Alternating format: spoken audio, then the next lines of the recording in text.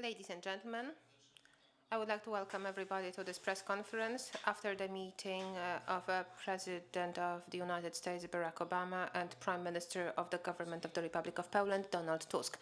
The first person to take the floor will be Prime Minister Donald Tusk. The floor is over to you. Mr. President, ladies and gentlemen,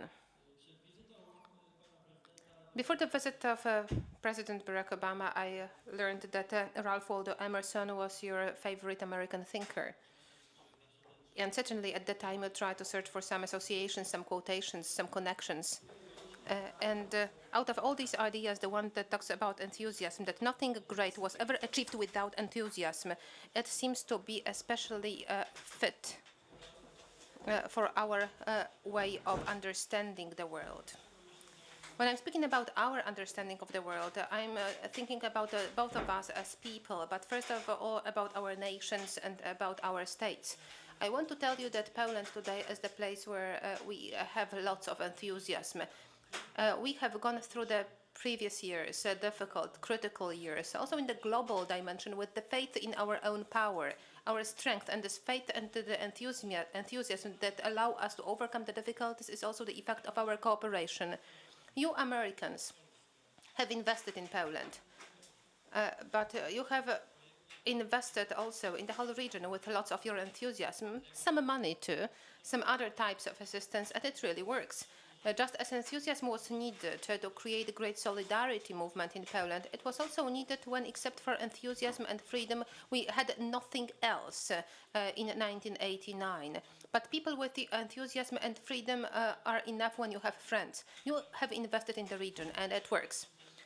We talked, amongst others, about enterprise fund that brought so good results in Poland.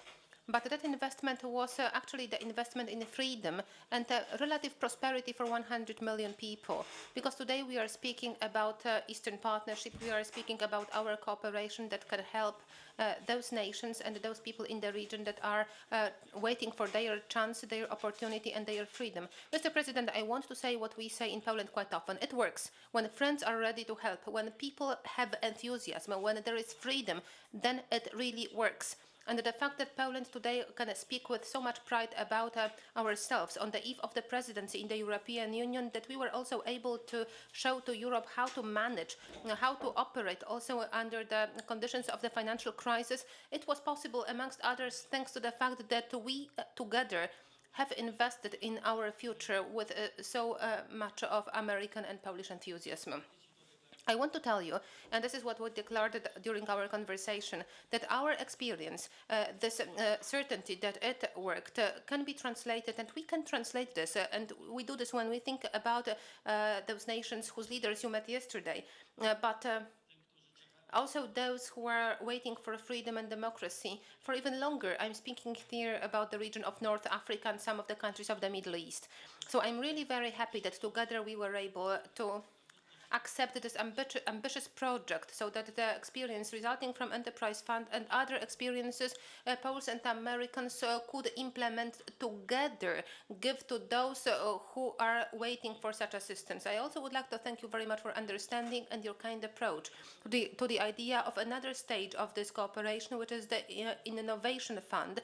And this is the idea which came into being during our conversation. Both of us think that there will be the follow-up of this Innovation Fund, which here in Poland will also give the results in the form of the modernity, new technologies and human intellectual capital. We have been already operating in this area. We have been spending dozens of millions of zlotys for education of the most skillful managers at American universities, people of technical skills, engineers, and I think that it will also bring results for the future. We have reconfirmed our solidarity also in the context of our joint operations in the most difficult places of the world. We spoke about Afghanistan. For Polish security, it is important that the memorandum on the presence of the American air detachment in Poland systematically, gradually is becoming a fact of life. And I would like to thank you very much for your readiness to finalize the project. And shale gas.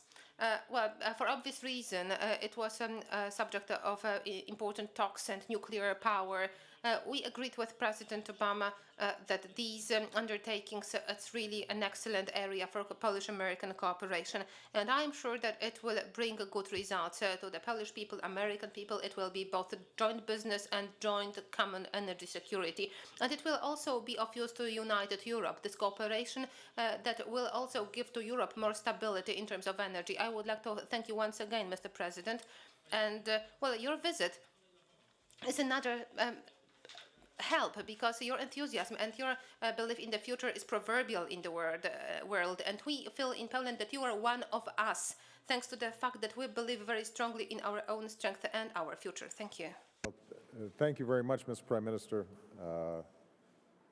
Once again, I just want to thank you and the people of Poland for the extraordinary welcome that I've received since I arrived. And I have to tell you that my wife, Michelle, and the girls very much want to come back because I've told them on the phone what an extraordinary country this is. And you're right, in some ways I am part of Poland because I come from Chicago, and if you live in Chicago and you haven't become a little bit Polish, then something's wrong with you. You know, Poland is one of our strongest and closest allies in the world, and is a leader in Europe. And I believe that Poland's story demonstrates how a proud and determined and enthusiastic people can overcome extraordinary challenges and build a democracy that represents the great strength and character of this nation, while now serving as an example for Europe and the world. During our conversations, we reaffirmed the strength of our alliance. Our alliance is rooted in shared history, shared values, deep ties among our people. Our alliance is cemented through NATO and the ironclad commitment that Article 5 of NATO represents. Of course, our alliance is also rooted in shared interests, and we, during our lunch, reviewed a wide range of issues. I wanted to congratulate Poland on behalf of the United States for reaching the incredible milestone of assuming the presidency of the European Union. This is Poland's first opportunity to take on this leadership role since joining the EU, and it speaks to the incredible progress that Poland has made both politically and economically during this period of time. And we look forward to working closely with Poland as it assumes these new responsibilities. Along those lines, we are interested and excited about Poland's plans for the Eastern Partnership as a priority of its EU presidency. And I understand that it will host a summit this fall to raise awareness and support for Eastern Europe and the South Caucasus. And the dinner that I had yesterday was an indication of Poland's leadership in helping to shape a vision for the region that continues down a path that offers more opportunity and more prosperity to people. And obviously, one of the important roles that Poland can play is not just as a promoter of ideas, but as a living example of what is possible when countries take reform seriously. We're also aiming to expand our bilateral economic relationship with Poland, as the Prime Minister mentioned. Poland's economy was the only economy in the EU not to fall into recession during the economic crisis, and has enormous potential for economic growth. So far, as a consequence this fall, we will hold a high-level U.S.-Poland business roundtable, which brings together private and public sector leaders to identify and promote new opportunities to boost economic growth. And the idea that was raised by the Prime Minister about a potential innovation fund that is a part of this fall summit, I think, is an excellent idea, and so we're going to pursue that actively. We also discussed the potential for us to cooperate on a wide range of clean energy initiatives, including how we can, in an environmentally sound way, develop natural gas in both the United States and Poland, and how we can cooperate on the technology and science around that. The United States is also fully committed to supporting safe nuclear power generation in Poland, and we're prepared to offer our expertise of the largest and safest nuclear power industry in the world. And finally, we discussed the issue of how jointly we can promote democracy. The session that I had this morning with democracy promotion experts, including many of the founders of Solidarity, who recently traveled to Tunisia to share their advice and assistance, is just a symbol of why Poland is so important. It has gone through what many countries want to now go through, and has done so successfully. And so the United States wants to work with Poland, and we welcome their leadership in reaching out to North Africa and the Middle East. At the same time, as Prime Minister Tusk mentioned, here in this neighborhood, we still have challenges. We discussed, in particular, the unacceptable situation in Belarus. President Lukashenko has shown a total disregard for democratic values, the rule of law, and the human rights of his own people. And his brutal crackdown included the conviction and sentencing of presidential candidates who challenged him in the presidential election, and the repression and imprisonment of members of the free press, including one of the Polish press. Since this crackdown has begun, Poland and the United States have coordinated closely on Belarus, both bilaterally and through the EU. We appreciate Poland's leadership on this issue, including the strong support of Belarusian civil society and the generosity to its people. We are looking forward to strong cooperation on this front. Last point I guess I will make, we discussed our respective relationships with Russia.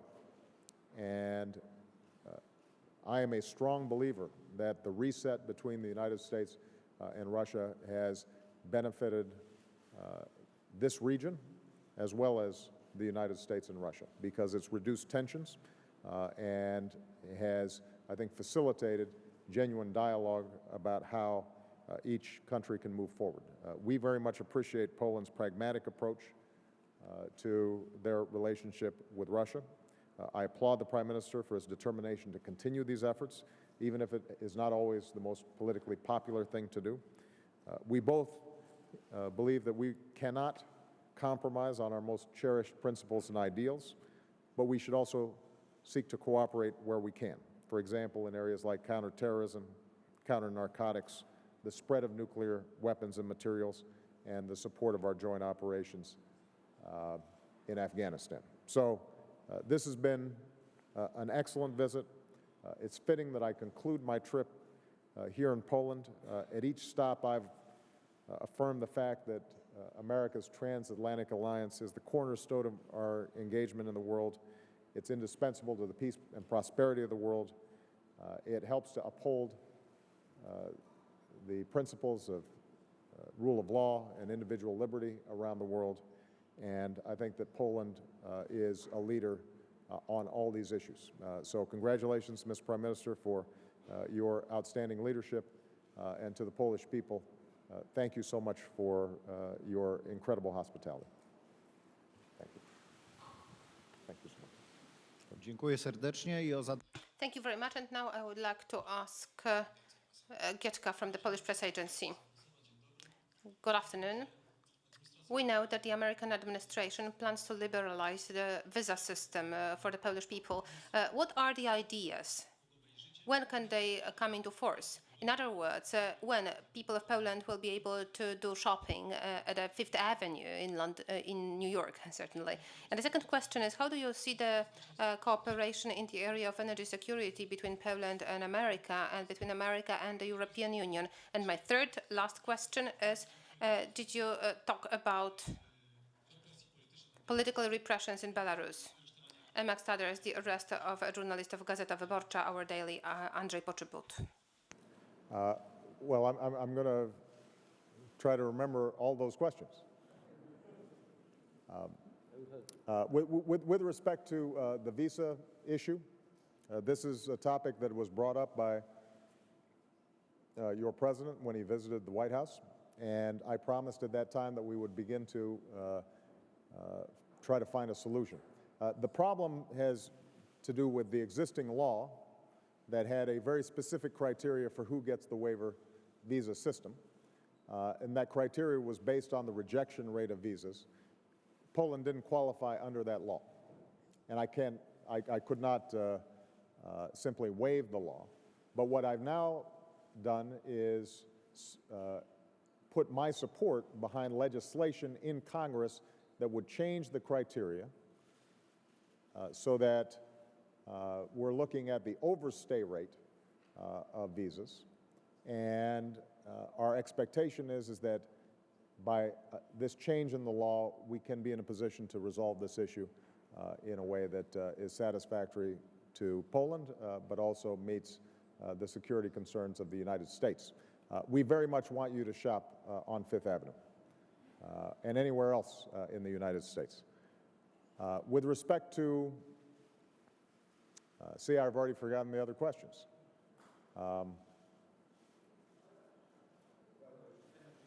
There was Belarus, energy. As I mentioned earlier, we had an extensive discussion about both shale gas and nuclear power. I think Prime Minister Tusk and I both believe that it is important for us to diversify our energy sources. The United States doesn't want to be energy independent on anybody, and Poland doesn't want to be energy dependent on anybody. And what that means is that there have to be a broad set of energy approaches. Shale gas is an important opportunity. It has to be developed in an environmentally secure and sensitive way. We believe that there is the capacity technologically to extract that gas in a way that is entirely safe. And what we want to do is to be able to share our expertise and technology with Poland in a fully transparent and accountable way, because we think that consumers, environmentalists, everybody should be able to look at the data and say, this is something that can actually work. With respect to nuclear power, similarly, we have to do it in a way that is safe and secure. Obviously, all of us are mindful of what happened in Japan, and we have a great track record and enormous expertise in the United States of developing nuclear power in a way that is safe and secure. And we are happy to consult with the Polish government and have our companies consult with the Polish government in terms of how to approach that. That does not eliminate the need for us in both countries and all around the world to continue to develop other clean energy sources like solar, like wind, biomass, and we are putting a lot of basic research dollars into this clean energy space because we think it's going to be important not only for our individual countries, but for dealing with greenhouse gases and climate change. And the final point with respect to Belarus, we had, as I indicated, a very extensive conversation. I am familiar with the case of the journalist that you just mentioned, and we agreed that we have to apply as much pressure as we can on Belarus to change its practices. And that's going to require close coordination between the United States and Poland, but also between the United States and all of Europe. And I think Poland is uniquely situated during its presidency to be able to show extraordinary leadership on this issue.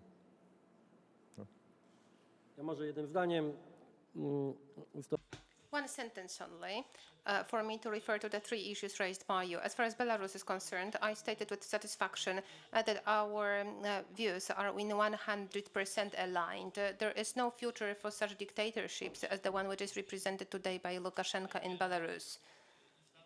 Both the United States and Poland will be ambitiously setting forth a trail or just the road for conduct for the international community so that the Belarusian people did not have to pay too high a price and for too long a period. I also informed President Obama and about our interpretation of the events in the Belarusian economy. Talking about the victims of the regime, including our journalist, well, your journalist or our journalist and your colleague, Mr. Poczobut, already President Komorowski and myself too, both informed President Obama about this particularly Polish problem. Talking about visa waiver and Fifth Avenue, what is and what should be important in Poland is that more and more Polish people make enough money to be able to afford shopping in Fifth Avenue. And it means that it is in the interest of the United States to make sure that as many Polish people as possible could get not just to the shops in Fifth Avenue, but all over the United States in the easiest possible way, because this is the business for both parties. I want to already say, Mr. President, that there are many other places in the world where you can buy things and where you can spend your money. So I'm really very glad that there are very clear signs and your personal engagement, Mr. President, in this, and it will most probably also let American people to make more money on Polish tourists and Polish buyers. Talking about energy security, this is a breakthrough moment. And I'm not talking about our conversation here, but it is simply the reconfirmation of the fact that we are approaching, or that we are participants of the energetic breakthrough. It's not really joking anymore or kidding. We are speaking about technological cooperation. We are talking about joint investments. And we are talking about political cooperation of the two nations, out of which one is an absolute leader in the area of technology, and the other one, Poland, turned out to be one of the leaders in terms of deposits, resources. That is why it was with a great satisfaction that I received the words of the United States, that in the United States, well, people think very seriously about cooperation. We want to combine our ideas about innovative cooperation and technological cooperation with the sectors that will be cooperating in real terms with each other. It's mainly about power sector. And we also want to reconfirm the full will of the Polish party to be fully open in the area of nuclear power. American people will be a very valuable partner to us as a country which is really experienced and with goodwill. For the American Press Corps, Scott Horsley of National Public Radio. Thank you. Mr. Prime Minister, can you tell me if Poland today feels reassured about the U.S. commitment to Poland's security, and if coming into this meeting you felt that reassurance was required? And Mr. President, you've talked a lot this week about inspiration. Inspiration in Northern Ireland for the Middle East peace process, inspiration in Eastern Europe for the Arab Spring. I wonder if you take home with you also some cautionary lessons about the challenges in the experience here in Northern Ireland, and what you can do as president to maintain that Emersonian enthusiasm at a time of fiscal austerity in the U.S. and Europe.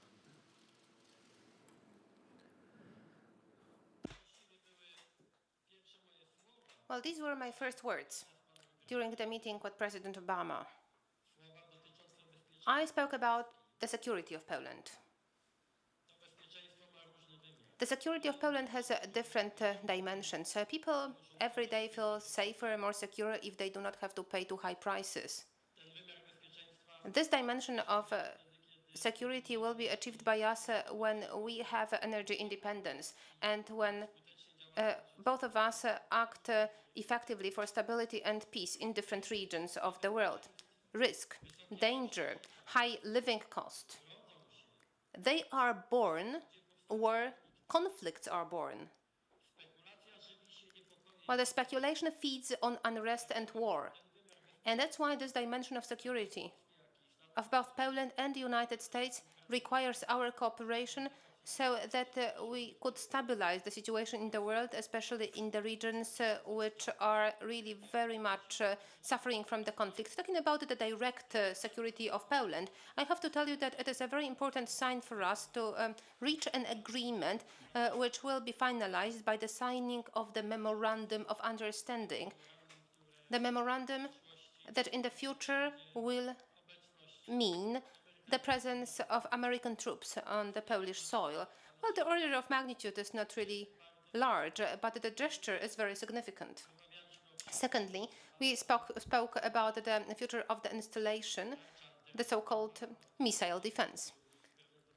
The project, President Obama informed also public opinion in Poland long time ago, and I want to stress very strongly that the words that I heard from him today give us this sense that together we work also for the sake, for the purpose of Polish security. These words, that NATO is to defend NATO, these words are very much binding for all the members of NATO, and I also wanted to thank for these words.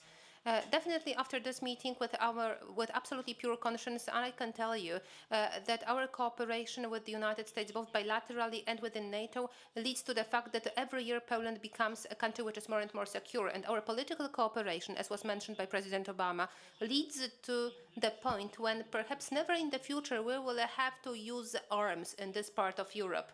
Both of us focus very much on political methods of conflict resolution and solving threats, and I believe that this is the best way to guarantee security to Poland. But you have to be cautious and you have to be insured. That is why we always speak also about the military aspects of security. Just a point about security. As I said, Poland is one of our closest and strongest allies.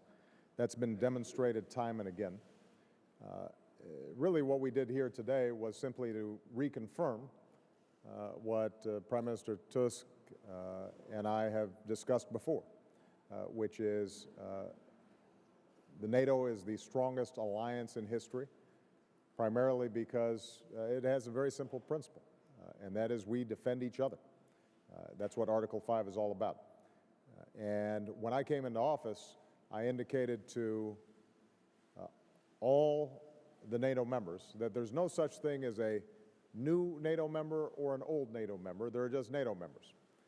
And everybody's the same, and everybody has the same rights and the same responsibilities. As a consequence, one of the things that I initiated was making sure that we have actual contingency plans for each country, including those in Eastern Europe and Central Europe that obviously are coming out of a fairly recent and difficult history of security issues. Now, as Prime Minister mentioned, that evolution of our security relationship continues to evolve. The aviation detachment that is being finalized will be significant, and we're proud that we've gotten that completed. Our missile defense plans that we have laid out that involve Poland will allow us to deal with shared threats. What we want to do is to create an environment in this region in which peace and security are a given.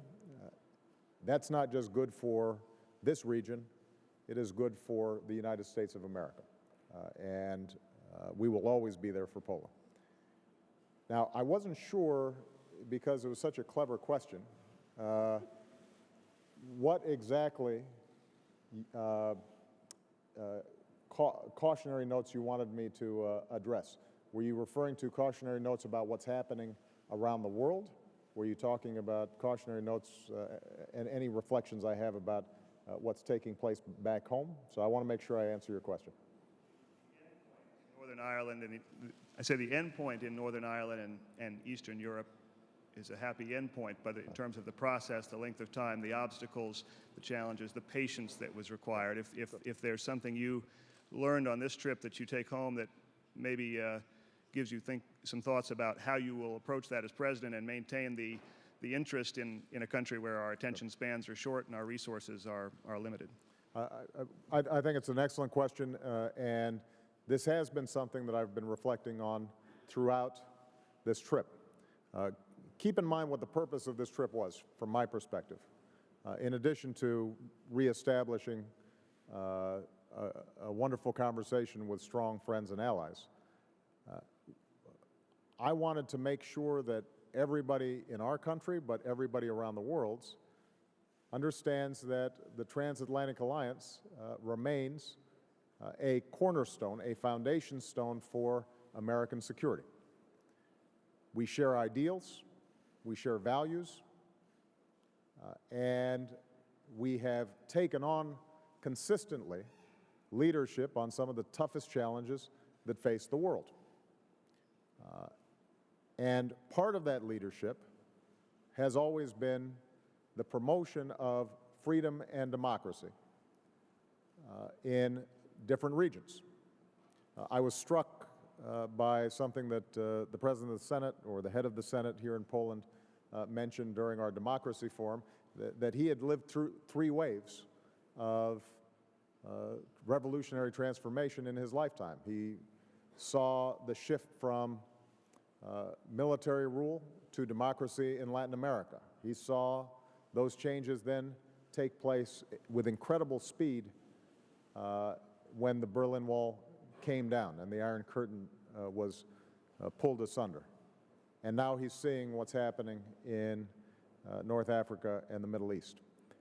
And in each of these cases, what you have is a process that's not always smooth.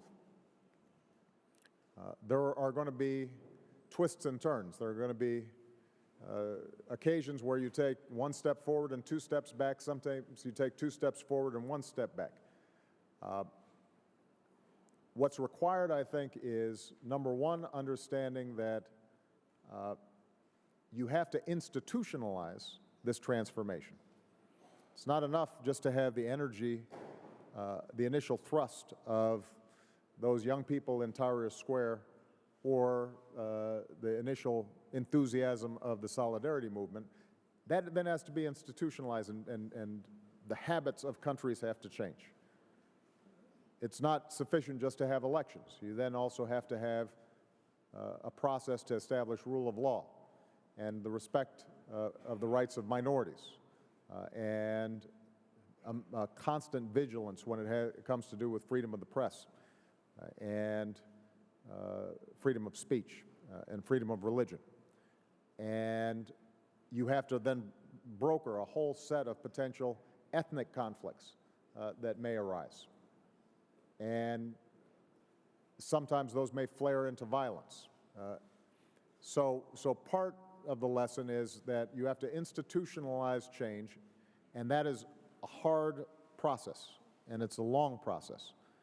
Number two is that countries on the outside cannot impose this change, but we can really help. We can facilitate. We can make a difference.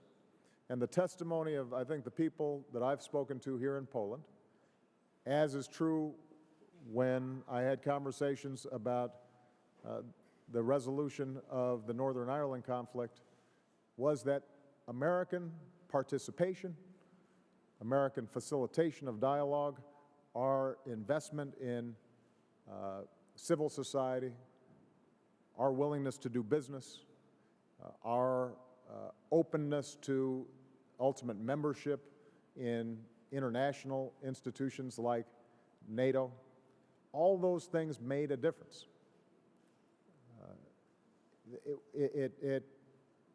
It solidifies, it fortifies people's impulse that change is possible. And so, to the American people, even at a time when we have fiscal constraints, even at a time where I spend most of my day thinking about our economy and how to put folks back to work and how to make sure that we're reducing gas prices and how we stabilize the housing market and how we innovate and adapt and change so that we are fully competitive in the 21st century and maintain our economic leadership. I want the American people to understand we've got to leave room for us to continue our tradition of providing leadership when it comes to freedom, democracy, human rights.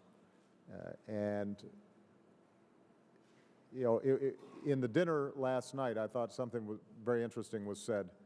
These are Central European leaders and presidents from all across this region.